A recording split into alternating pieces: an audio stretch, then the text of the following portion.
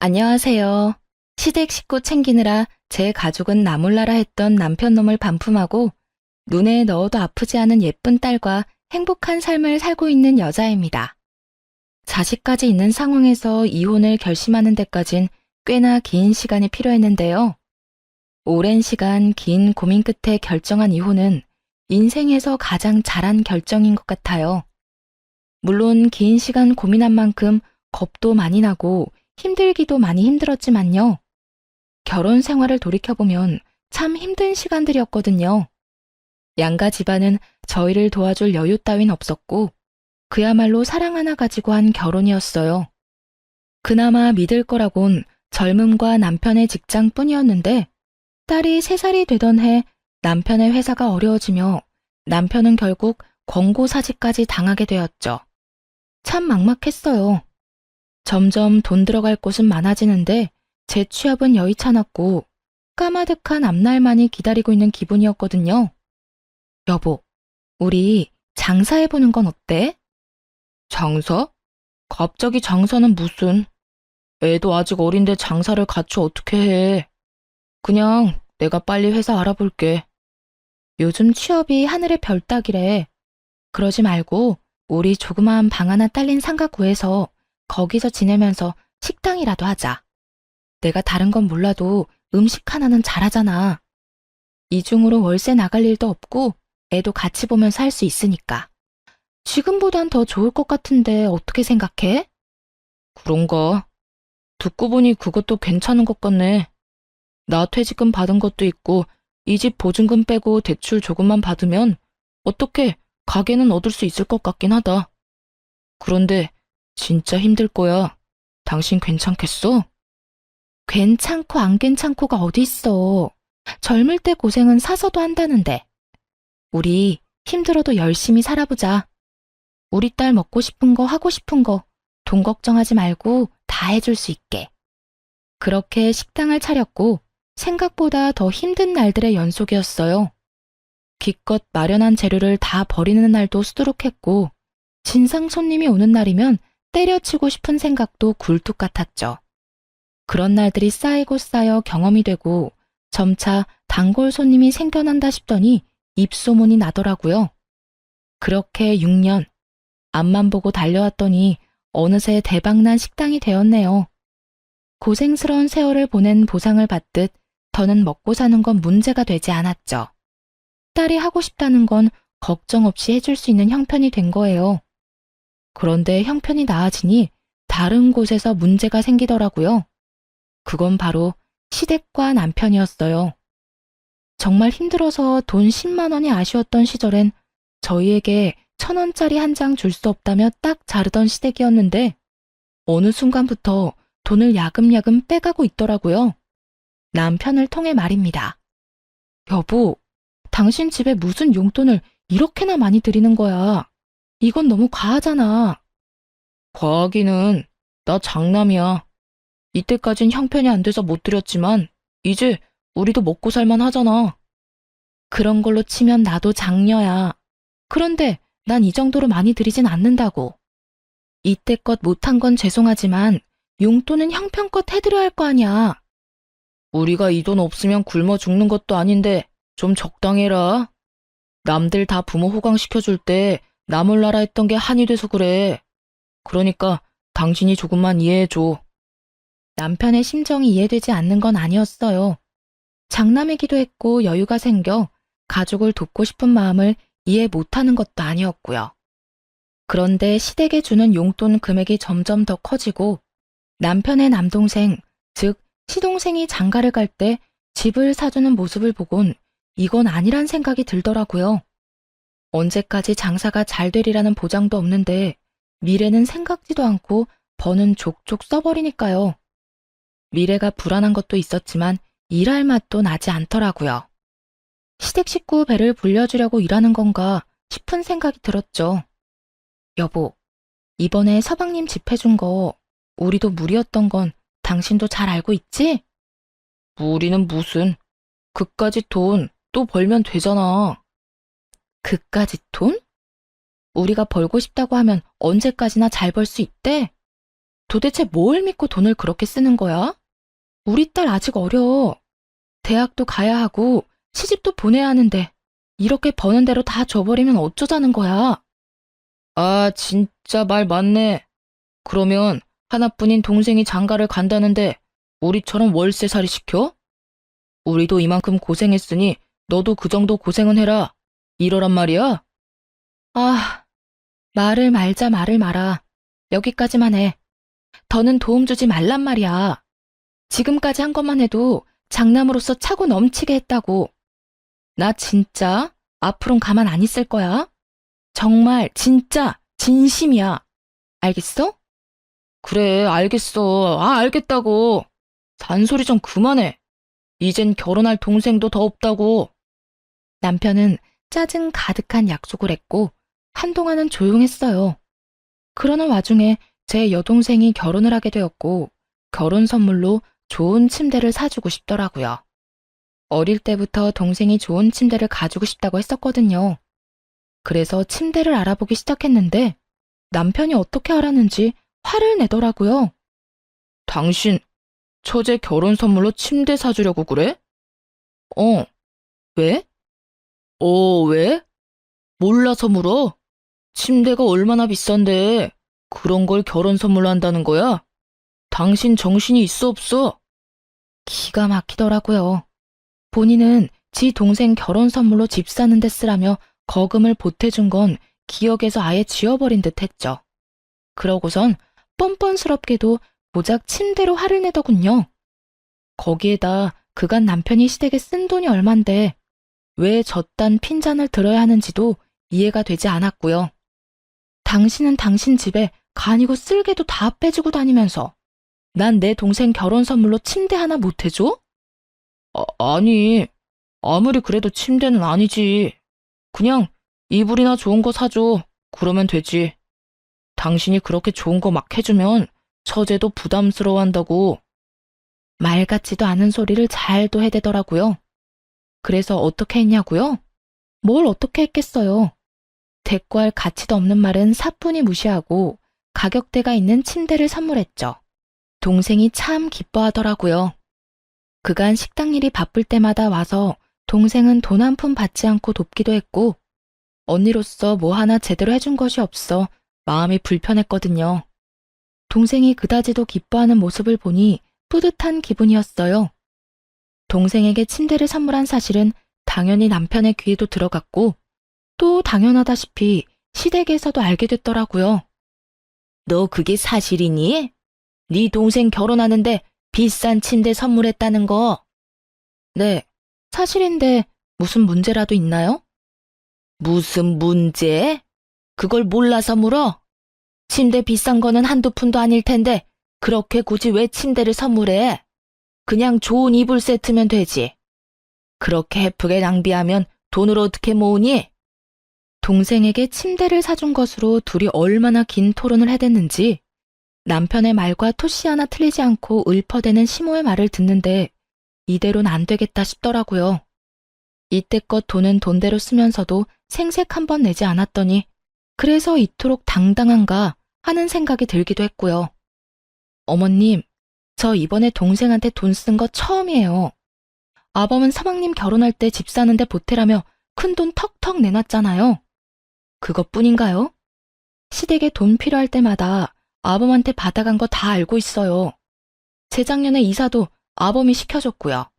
제가 제 동생한테 고작 침대 하나 사준 게 그리도 싫으시면 환불할게요. 대신 이때껏 아범한테 받아간 거 다 돌려주세요.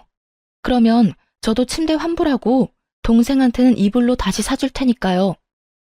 이렇게까지 강하게 나올 거라 생각하지 못했는지 시모는 조금 당황한 듯 했지만 물러서진 않더라고요. 뭐야? 너 지금 나 협박하니? 협박이라뇨? 정당한 요구인데요. 돈은 아범이나 저나 같은 시간 같은 고생해서 버는데 쓰는 건 아범이랑 시댁에서 다 쓰잖아요. 저희가 돈 못 모은 건 다 시댁 때문이라고요. 시댁이랑 친정이랑 똑같니? 어디 비교할 게 없어서 시댁이랑 친정을 비교하는 거야? 우리 아들이야. 장가가도 우리 집사람이지만 네 동생은 시집 가면 그만인데 돈을 왜 써? 요즘 세상이 어떤 세상인데 그런 말씀을 하세요? 하여튼 전 동생한테 침대 정도는 꼭 해줄 생각이니까 정 제가 친정에 뭘 하는 게 싫으면 아까 말했다시피 이때껏 아범한테 받은 거 다 돌려주세요. 그러면 침대도 환불하고 친정에 돈도 안 쓸게요. 너 진짜 이딴 식으로 나올 거야? 네, 저 이제 이딴 식으로 굴려고요. 그러니까 더는 제가 번 돈으로 뭘 하든 상관하지 마세요. 앞으로 저 몰래 아범한테 큰돈 받아내는 것도 그만하시고요. 남편 역시 시무를 통해 전해 들은 것인지 한동안은 제 비위를 잘 맞추려고 노력하는 게 눈에 보였어요. 여전히 시댁으로 용돈은 주고 있었지만 더는 큰돈이 가는 일은 없더라고요. 그렇게 한동안은 조용했는데 동서가 출산을 하며 다시 일이 터졌네요. 동서는 원래도 엄살이 심하고 장깨가 많은 사람인지라 명절 때면 제가 고생이 이만저만이 아니었거든요. 명절만 되면 여기도 아프고 저기도 아프기 일쑤였죠. 어떤 날엔 여자만 걸리는 마법데이를 내세워 일을 미루기도 했고요. 그런 동서에게 출산은 좋은 핑곗거리였겠죠. 시댁에서 마주칠 때면 남편을 붙잡고 힘들다고 징징대기 바쁘더라고요. 아주버님, 저 요즘 잠도 못 자고 너무 힘들어요. 그이도 회사 일로 바빠서 아무것도 못 도와주고 독박 육아하려니 너무 힘들고 우울해요. 어쩐지 재수씨 안색이 창백하다 싶었는데 힘들어서 그런 거였어요? 네. 아기가 내려놓기만 하면 우니까 화장실도 제대로 못 간다니까요. 도우미분이라도 계시면 좀 살만할 것 같은데 그이 월급으론 도우미까지 부르긴 부담스럽고 그렇다고 혼자 다 하려니 너무 힘들고 지치네요. 그러면 제가 도우미 불러드릴게요. 그까짓 돈 얼마나 한다고. 도와주실 분 불러드릴 테니 걱정하지 마세요. 어머, 정말이요? 아주버님, 너무 감사해요. 역시 우리 아주버님밖에 없다니까. 말릴 틈도 없이 벌어진 상황에 참 기가 막히더라고요. 그렇다고 서방님이 능력이 안 돼서 도우미를 못 부르는 형편도 아니었죠. 심지어 육아휴직을 내고 아기를 같이 돌보고 있다는 걸 아는데도 거짓말을 살살 해대더라고요. 더 열받았던 건 전 육아를 하다 손목이 움직이지 않는 상황에도 돈이 아까워 사람도 부르지 못하고 혼자 육아를 했었거든요. 그걸 떠올리자 더욱 화가 치솟았죠. 오죽하면 호탕하게 웃고 있는 남편의 얼굴에 손에 잡히는 대로 던져버리고 싶은 심정이었으니까요. 그렇게 저만 빼고 화기애애한 시댁 모임이 끝나고 집으로 돌아오자마자 남편과 크게 다퉜어요. 여보, 진짜 미쳤어? 도우미 부르는 돈이 한두 푼인 줄 알아? 하루만 불러주는 것도 아니고 적어도 일주일에서 2주일은 불러야 할 텐데 나하고 상의 한마디 없이 그렇게 말하면 어떻게 해? 아, 진짜 적당히 좀 해라. 같은 여자로서 재수씨가 불쌍하지도 않아? 그러는 나는 당신은 내가 불쌍하지도 않아? 나도 온몸에 파스로 도배를 했어. 일하느라 안 아픈 데가 없다고. 이런 나는 본 척도 안 하면서 재수씨가 힘든 꼴은 그렇게 보기가 힘들디? 그래서 나한테 상의도 안 하고 그런 큰 결정을 덜컥 한 거냐고. 가게 일은 당신 혼자 다 해? 나도 해.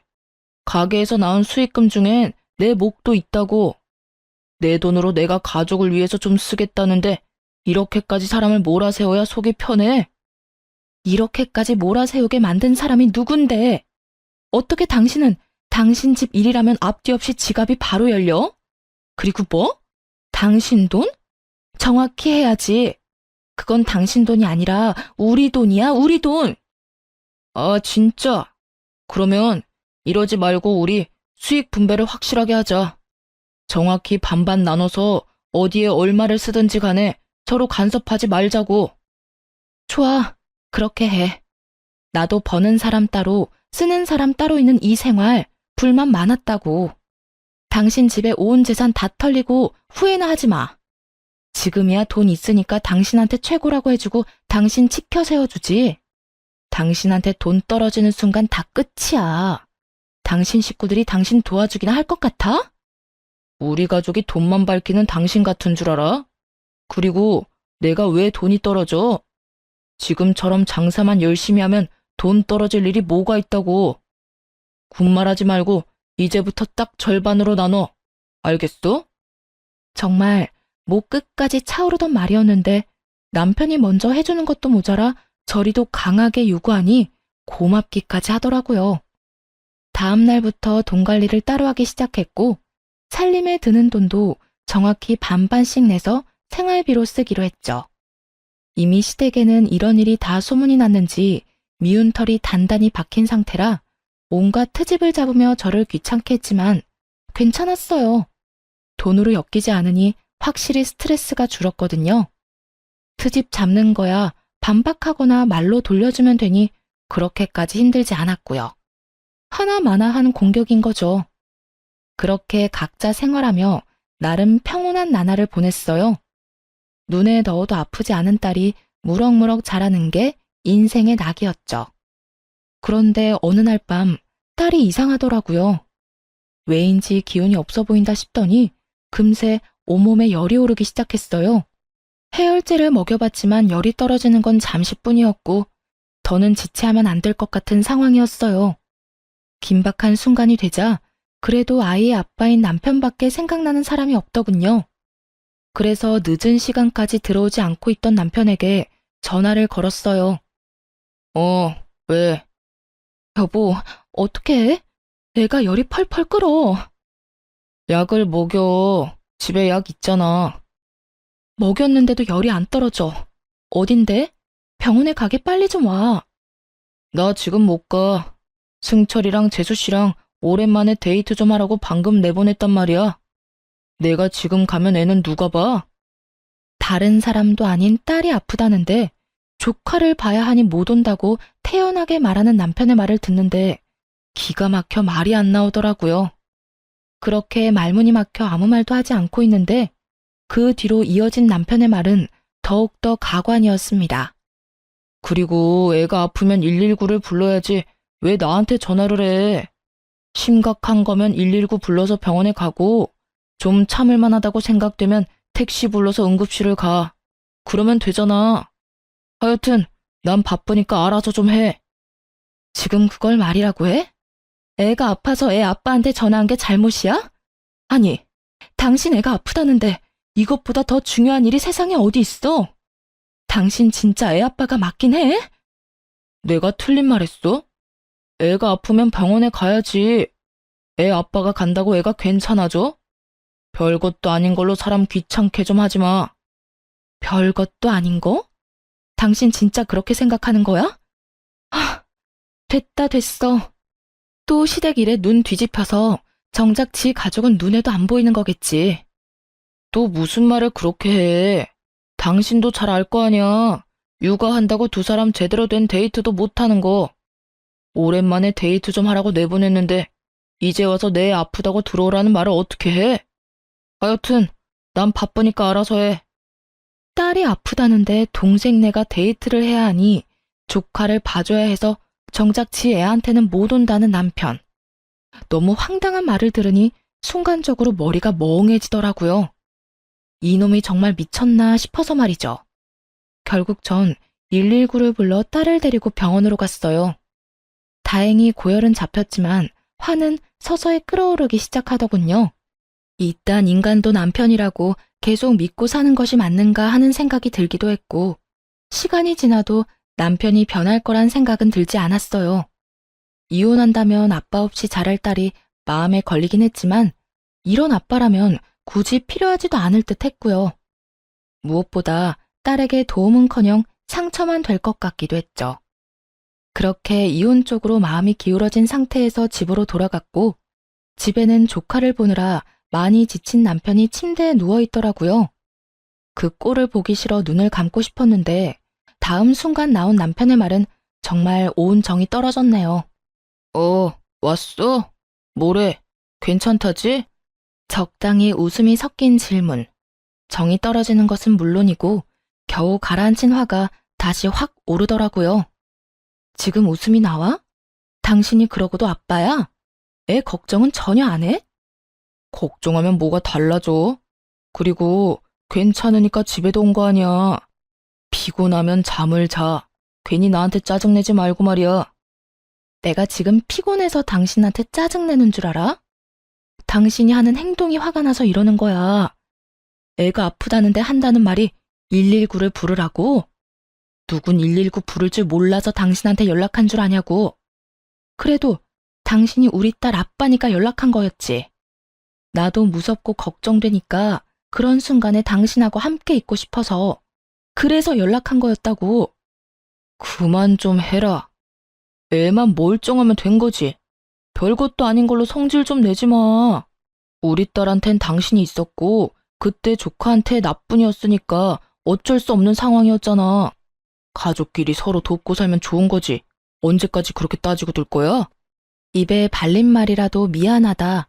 나도 어쩔 수 없는 상황이었다. 다음부턴 우리 가족을 우선으로 하겠다 등의 말이 나올 줄 알았어요. 조금이라도 미안해하는 기색이었다면 그토록 화가 나진 않았을 텐데요. 남편은 도리어 큰 소리를 내며 저를 예민하고 트집이나 잡는 사람으로 몰아가더군요. 그 순간 분명해졌네요. 이 남자에게 가족은 나와 딸이 아니라 시댁 식구들 뿐이라는 사실을요.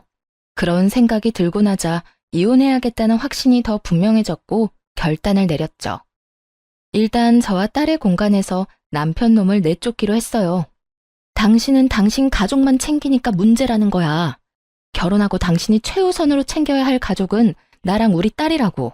시댁이 아니라 우리가 1순위가 되어야지 왜 늘 다른 사람이 1순위야? 난 우리를 2순위로 여기는 가정은 필요 없으니까 계속 그런 식으로 다른 사람부터 챙기려거든. 거기 가서 살아. 여기서 이러고 있지 말고. 뭐? 지금 나보고 나가라는 거야? 나가라면 누가 겁낼 줄 아나? 나도 마주치면 싸우기만 하는 이 집구석 들어오기 싫었다고. 제발 들어와 달라고 연락이나 하지 마.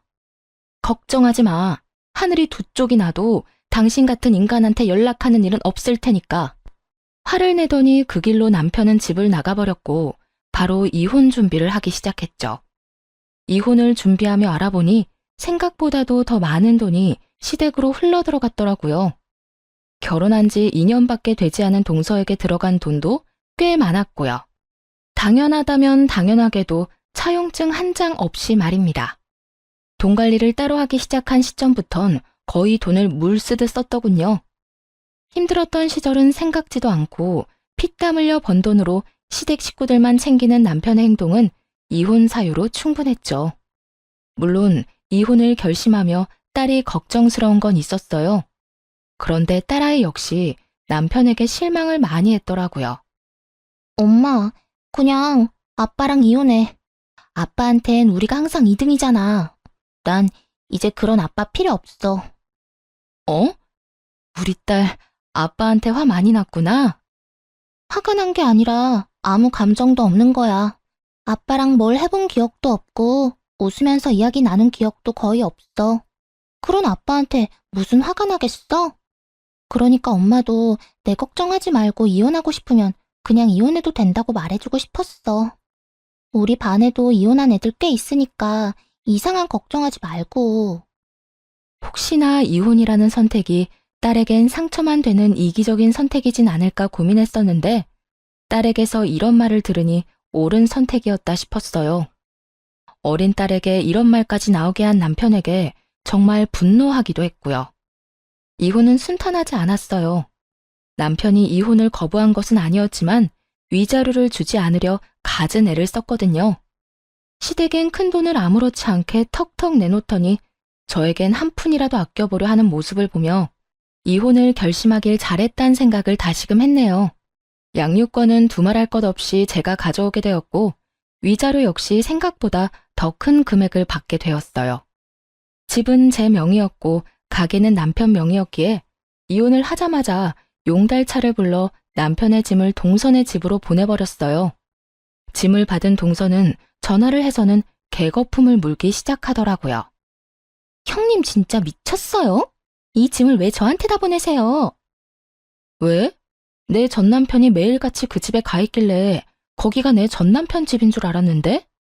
그걸 지금 말이라고 해요? 얼른 다시 가지고 가세요. 그렇지 않아도 하루가 멀다고 찾아와서 귀찮아 죽겠는데 짐까지 우리 집에 있는 거 알면 여기서 살다시피 할 거 아니에요. 그까지 돈 좀 줬다고 빈대라도 붙을 생각이야 뭐야? 하여튼 눈치가 없어도 너무 없다니까. 가라고 눈치를 줘도 알아먹지를 못해요. 전 그런 눈치 없는 아주버님 데리고 살 생각 전혀 없으니까 얼른 짐 다시 가지고 가세요.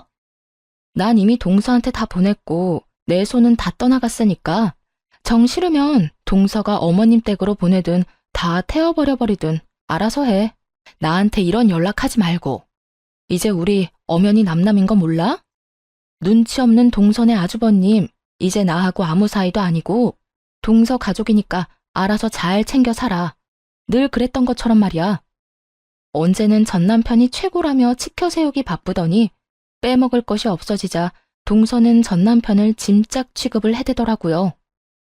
형님, 글쎄 전 아주버님을 제 식구라고 생각해 본 적이 없다니까요.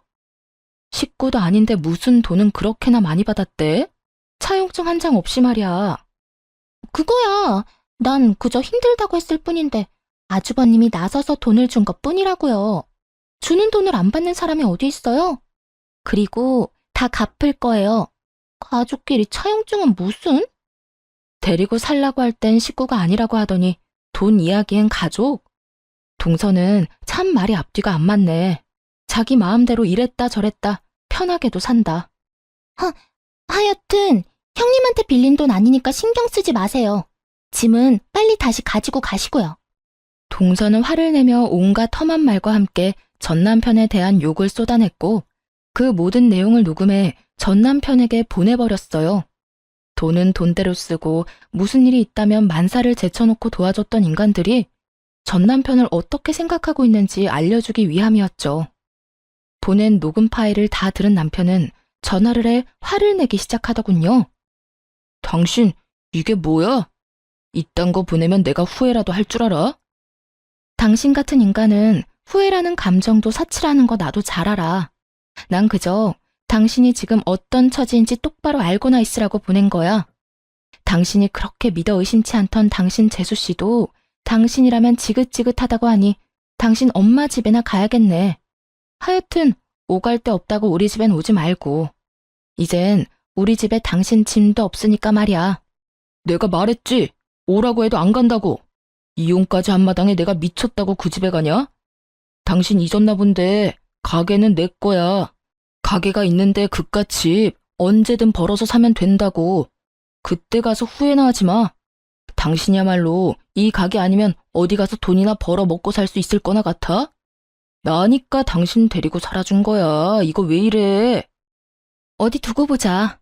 그래, 누가 더 잘 먹고 잘 사나. 그래, 두고 보자고. 전 남편은 제가 이혼을 후회할 것이라 호언장담하더군요. 길고 짧은 건 대봐야 안다지만 이건 굳이 대보지 않아도 뻔히 알 수 있는 것이었죠. 그렇게 마지막까지도 전 남편과는 얼굴을 붉히며 끝을 봤고 저와 딸은 빠르게 안정을 찾아갔어요. 워낙 가정에 무관심했던 아빠라 없어도 표시도 나지 않더라고요. 전 남편의 빈자리가 아쉽기는커녕 이혼 따위 한 적도 없다는 듯 평화로운 나날들을 보내고 있었죠. 그렇게 3개월쯤 지났을 때일까요? 전 남편의 가게에 파리만 날린다는 소문이 나돌더라고요. 제가 빠진 가게가 평탄하지 않을 거라는 예상은 했지만 그 시점이 너무 빨라 조금은 놀랍더라고요. 도대체 어떻게 된 것인지 궁금해지던 찰나 전 남편에게 연락이 왔어요. 우리가 힘들게 일군 가게 문 닫기 직전이야. 그래, 망해간다는 소문이 여기까지 들리더라. 말아먹을 건 알고 있었지만 3개월은 너무 빠르지 않아? 어떻게 6년 동안 일군 가게를 3개월 만에 말아먹을 수가 있어? 그게 우리 이혼하고 난 뒤에 일손이 부족해서 우리 가족한테 일 좀 도와달라고 부탁했었거든. 그런데 아무도 안 도와주는 거야.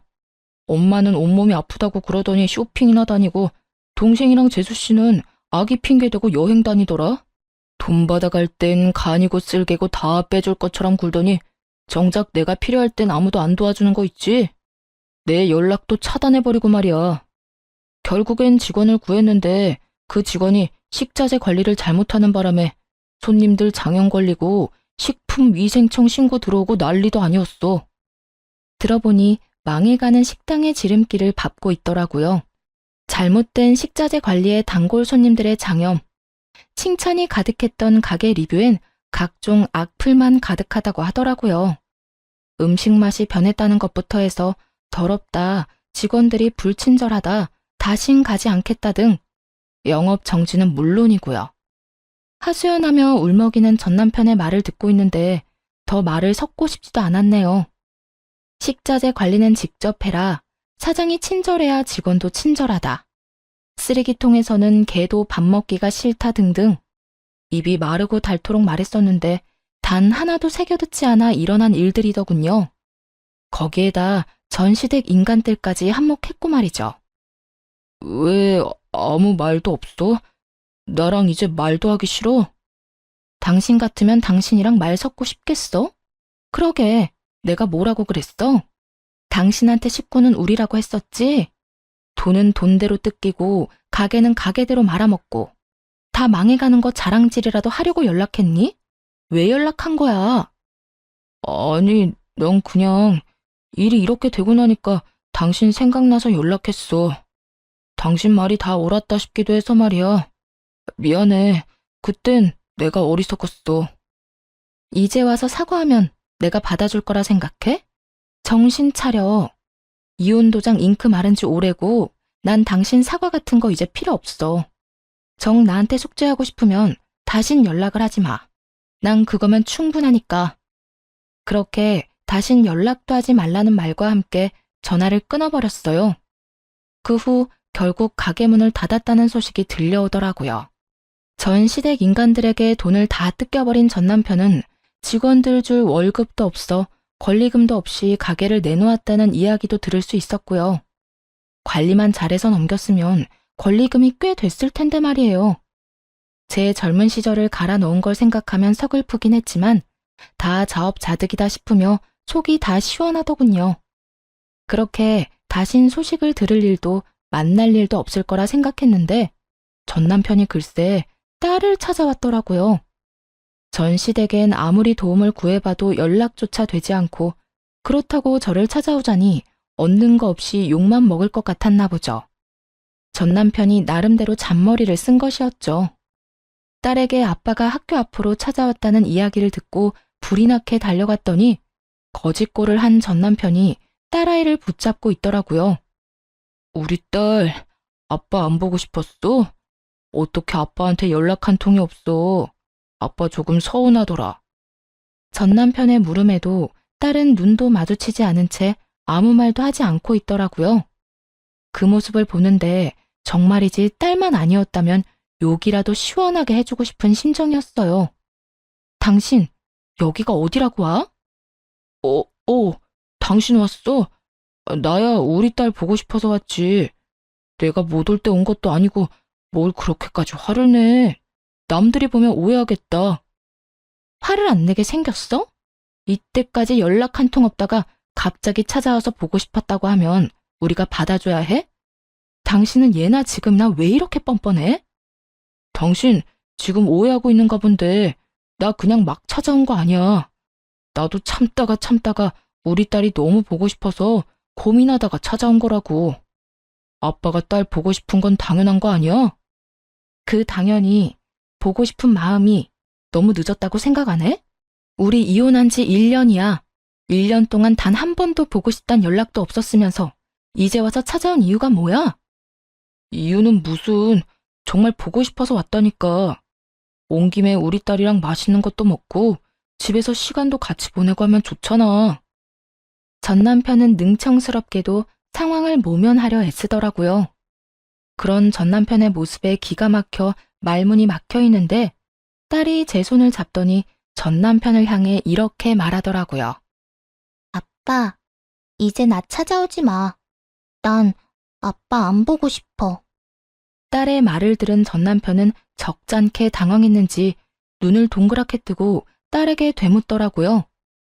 그리곤 화가 많이 난 딸이 투정이나 부린다고 생각한 듯 장난스럽게 딸의 화를 풀어주려 애쓰더군요. 뭐라고? 우리 딸 아빠한테 화 많이 났구나. 아빠가 미안해. 이렇게 아빠 사과할 테니까 화 좀 풀어라. 응?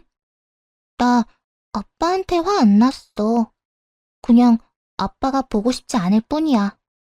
내가 아플 때도 엄마가 힘들 때도 우리보다는 다른 사람 돕는다고 바빴어. 난 아빠 필요 없어진 지 오래됐어. 그러니까 원래 하던 대로 우리한테 찾아오지 말고 혼자 살아. 딸, 그땐 아빠가 어리석었어. 아빠가 진짜 반성 많이 했다고. 그러니까 우리 딸 화 좀 풀어주면 안 될까? 이제부터 아빠가 우리 딸한테 정말로 정말로 잘할게. 우리 딸이 필요하다고 하면 그게 어디든 언제든 상관없이 만사를 제쳐두고 달려올게. 응? 필요 없으니까 아빠는 아빠가 사랑하는 가족들이랑 잘 살아. 난 엄마만 있으면 되니까. 딸의 말을 들은 전 남편은 눈물을 줄줄 흘리더라고요. 단호해도 너무나도 단호한 딸의 태도에 아무 말도 못한 채 말이죠. 사실 딸의 말을 들으며 조금은 당황스럽기도 마음이 아프기도 했어요. 전 남편이 불쌍해서 마음이 아픈 것이 아닌 아빠를 저리도 미워하게 된 딸의 심정이 어땠을까 하고 생각하니 마음이 찢어지게 아프더라고요. 그리고 딸이 전 남편을 미워하는 건 알고 있긴 했지만 저토록 미워하는 줄은 몰랐기에 전 남편 못지않게 당황스럽기도 하더라고요. 전 남편은 눈물만 뚝뚝 흘리고 있었고 딸은 그런 아빠의 모습이 더는 보기 싫다는 듯 손을 잡아 끌더군요. 그게 전 남편을 마지막으로 만난 날이었어요. 딸에게 그런 말까지 들은 전 남편은 더는 찾아오지 않았으니까요. 이젠 정말 끝이라고 생각했습니다. 그런데 끝날 때까지 끝난 것이 아니더라고요. 당시 동네 마트에서 계약직으로 일하고 있었는데 그곳으로 글쎄 동서가 찾아왔더라고요. 도대체 어떻게 알고 찾아온 것인지 알 순 없지만 찾아와 다짜고짜 한다는 말이 정말 가관이었어요. 형님, 이렇게 숨어 있으면 내가 모를 줄 알았어요? 숨긴 누가 숨었다고 그래. 난 그저 내 할 일 하면서 열심히 살고 있는 거야. 갑자기 찾아와서 뭐 하는 짓이야, 지금? 뭐 하는지? 몰라서 물어요? 당장 형님 남편 데리고 가요. 내가 아주버님 때문에 살 수가 없다고요. 하루가 멀다고 찾아와서 돈 내놓으라고 빚독촉을 해대는데 정말 살 수가 없다고요. 정말 살 수가 없는 사람이 누군데 이딴 말을 하는 것인지 이해가 되지 않았어요. 동서는 마치 제가 이혼했다는 사실을 모르는 사람처럼 몰아세우기 시작했고 그런 뻔뻔한 태도에 화가 점점 치솟기 시작했죠. 살 수가 없으면 돈을 갚아. 그러면 되겠네. 그리고 나랑 그 인간 이혼한 지가 언젠데 날 찾아와서 이 난리야? 여기서 난동 그만 부리고 동서 아주버님하고나 잘 이야기해봐. 말이 통했으면 여기까지 찾아왔겠어요? 내가 정말 살 수가 없다고요. 이미 동네에 소문까지 나서 이사해야 할 판국이라고요. 그래? 이사하려면 집 팔아야 하잖아. 집 판 김에 돈 갚으면 되겠네. 기억하지? 그 집 살 때 그 인간이 큰 돈 보탠 거. 도움받은 금액이 꽤 큰데 입 싹 닫지 말고 얼마라도 좀 갚아. 사람이 그 정도 양심은 지키면서 살자. 어? 형님, 정말 이러실 거예요? 동서는 본격적으로 언성을 높이며 행패를 부리기 시작하더라고요. 여기 귀 먹은 사람 없어. 소리 못 낮춰? 남의 직장까지 찾아와서 이게 도대체 뭐 하는 짓거리야? 그러니까 이 꼴 저 꼴 보기 싫으면 아주버님 데리고 가면 되잖아요. 저라고 좋아서 이러는 줄 알아요? 저도 바쁜 사람이라고요. 동서는 전 남편을 데리고 가라며 말 그대로 난동을 부리기 시작했어요. 말 자체가 통하지 않았고 어떻게 해야 할지 몰라 당황하고 있던 그 순간 마트 사장님이 다가와 제 앞을 막고 섰어요. 저기요, 여기서 이러시면 안 됩니다. 당장 나가주세요. 갑작스러운 사장님의 등장에 동서는 몸까지 바르르 떨며 이 아저씨는 또 뭐야? 난 아저씨랑 할 이야기 없거든요. 당장 비켜요. 아, 비키라고. 자꾸 이런 식으로 굴면 경찰에 신고할 수밖에 없어요. CCTV도 있고 이 정도면 영업 방해로 신고하기에 충분하거든요. 경찰서까지 끌려가기 싫으면 당장 나가세요. 사장님은 휴대전화를 꺼내 들며 동서에게 엄포를 놓았고 동서는 그제야 허겁지겁 도망을 가더라고요. 한바탕 소란이 지나가고 난 후 정신이 되돌아오니 도저히 당하고만 있을 수는 없다는 생각이 들더라고요. 돈을 받았을 때는 언제고 이제 와서 돈 내놓기 싫은 그 심부도 심부였지만 이미 다 끝난 저를 찾아와 난동을 부리는데 도저히 용서할 수가 없었어요. 당시 동서는 회사를 이직한 상태였는데 전 남편에게 숨기고 있다는 사실을 전 알고 있었어요. 눈에는 눈, 이에는 이라고 전 남편에게 연락해 동서가 이직한 회사를 알려주었죠. 입사하는 것이 하늘의 별 따기라던 대기업에 다니고 있다는 사실을요. 전 남편이 회사로 찾아가 돈을 내놓으라고 제대로 난동을 쳤는지 신고를 받고 출동한 경찰에게 잡혀 유치장 신세를 지게 되었다 하더군요. 가족 타령하며 좋다고 붙어먹을 때는 언제고 돈 때문에 서로를 못 잡아먹어 안달이 난 꼴이 참 보기 좋다 생각했네요. 전 남편이 유치장 신세를 지고 있다는 이야기를 듣고 난 후 동서에게서 연락이 왔더라고요. 사람 하나 살리는 셈치고 좀 도와달라고요. 형님, 저 좀 살려주세요. 제발요. 다짜고짜 이게 무슨 소리야? 사실은 저요, 돈이 없어요. 아주버님 돈을 갚고 싶어도 돈이 없다고요. 말이 되는 소리를 좀 해. 대기업 월급이 얼만데 돈이 없다고 하면 누가 믿어? 그게요, 다 썼어요. 이것저것 좀 사느라. 들어보니 평소에도 사치가 심하던 동서는 전 남편에게 빌린 돈은 물론 월급까지도 물 쓰듯 쓰고 다녔더라고요. 전 남편이 저와 이혼할 것도 가게가 저리 망해버릴 것도 예상하지 못한 채 말이죠. 거기다 전 남편이 찾아와 제대로 회사를 엎어준 덕에 회사까지 잘렸다며 하소연하기 시작하더군요. 거기다 아주버님 때문에 회사까지 잘렸다고요. 이제 정말 돈 나올 구멍이 없어요. 돈이 없으면 없는 거지. 왜 나한테 이 난리를 부리는 거야? 동서 남편 있잖아. 동서 남편한테 말해. 엄한 사람한테 하소연하지 말고. 저희 남편도 요즘 힘들어요. 그래서 말인데 형님이 돈 좀 빌려주시면 안 될까요? 차용증 쓰라고 하면 쓸게요. 저 좀 살려주세요. 제발요. 내 돈으로 내 전 남편 돈을 갚겠다. 이 뜻이네? 동서 진짜 양심도 없구나. 어떻게 나한테 그 돈을 빌려달라고 할 수가 있어? 저도 오죽 급했으면 이러겠어요? 아주버님 목소리만 들어도 이젠 지긋지긋한데 돈은 없고 형님은 이혼하면서 받은 위자료랑 집 있잖아요. 그러지 말고 돈 좀 빌려주세요. 돈을 빌리는 사람이 어찌나 당당한지 누가 들으면 맡겨놓은 돈이라도 있는 건 줄 알겠더라고요. 착각을 해도 아주 큰 착각을 하고 있는 동서에게 확실하게 현실을 깨우치게 해주었어요. 정신 차려. 그 돈이 있다고 해도 동서한테 빌려줄 일은 없어. 그러니까 다신 나한테 연락도 하지 말고 찾아오지도 마. 내가 동서 해주니까 우리가 아직도 가족인 것 같아? 그저 그쪽 저쪽이라 하기 못해서 불러주는 거니까 착각하지 마. 알겠어? 그리고 다시 나한테 피해주잖아? 동서도 내 전 남편이랑 나란히 유치장 신세 지게 해줄 테니까. 유치장은 가고 싶지 않았는지 더는 연락이 온다거나 찾아오는 일은 없더라고요. 그렇게 돈 나오던 방망이가 사라진 후 돈을 물 쓰듯이 쓰던 전 시댁 식구들은 빠르게 무너져 내렸어요. 동선에는 사업을 하다 제대로 망해버려 좁은 단칸방으로 이사를 갔다고 하고 전 시댁은 그런 동선애를 도와주다 함께 망해버렸다고 하고요. 능력도 없는 것들이 돈만 믿고 설치다 집안 하나 잘 말아먹었다 했네요. 그 후 전 시댁과의 소식이 완전히 끊겨버리고 잘 지내고 있습니다.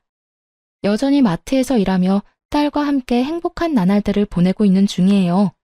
무엇보다 사장님이 저와 딸을 잘 챙겨주셔 몸도 마음도 편한 요즘이에요. 딸아이도 마트 사장님을 무척이나 좋아하는데요. 운동회를 앞둔 어느 날 딸이 이런 말을 하더라고요.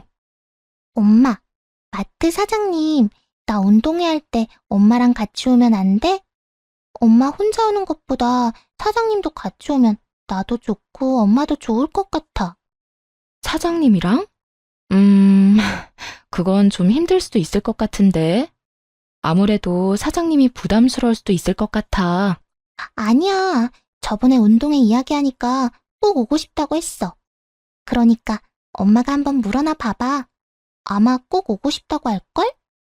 평소 사장님과 장단이 잘 맞아 친하게 지내던 터라 딸이 함께하고파 하는 마음을 이해하지 못하는 건 아니었지만 조금은 조심스럽더라고요. 그래도 딸이 너무 기대를 하고 있던 터라 조심스럽게 사장님께 물어보았고 사장님은 흔쾌히 함께 하겠노라 말해주었어요. 정말 저도 가도 되나요? 그렇지 않아도 꼭 가보고 싶었는데 초대해 주셔서 감사해요. 요즘도 도시락도 싸고 하나요? 그날 김밥은 제가 쌀 테니 그냥 몸만 오세요. 아셨죠? 결국 사장님과 함께 딸의 운동회에 참석하게 되었고 참 즐겁더라고요. 막상 전 남편과는 딸의 학교 행사에 참석해 본 적이 없는데 사장님과 함께 딸과 좋은 시간을 보내고 있으니 가족이 된 기분마저 들었어요. 그렇게 웃고 떠들며 즐거운 시간을 보내던 중 사장님이 이런 말을 하더라고요. 평생 일만 하느라 혼자 늙어 죽을 거라 생각했는데 덕분에 이런 것도 와보고 호강하네요. 아니에요. 사장님 덕분에 저희가 더 즐거운걸요. 우리 딸 저렇게 즐거워하는 거 정말 오랜만이에요. 감사해요. 곤란한 부탁일 수도 있는데 흔쾌히 와주셔서요. 저 진짜 오고 싶었다니까요. 막상 와보니까 오길 정말 잘했다 싶어요. 가족이란 이런 거구나 싶기도 하고 이대로 한 가족이면 정말 좋겠다 싶기도 하고요. 어때요? 이렇게 가족이 되면 정말 행복할 것 같지 않아요? 나만 그래요? 네? 행복할 것 같네요. 순간 너무 당황하여 대충 대답하긴 했지만 되뇌면 되낼수록 혼란스럽더라고요. 이건 고백인가 해서요. 아무래도 저는 이혼녀에다 딸이 있는 입장이라 항상 모든 것이 조심스러워 사장님의 말에 어떻게 대해야 할지 고민스러운 요즘입니다. 여러분의 생각은 어떠신가요? 이건 고백일까요? 그저 분위기에 취해 던져본 말일까요? 긴 사연 함께 해주셔서 감사합니다.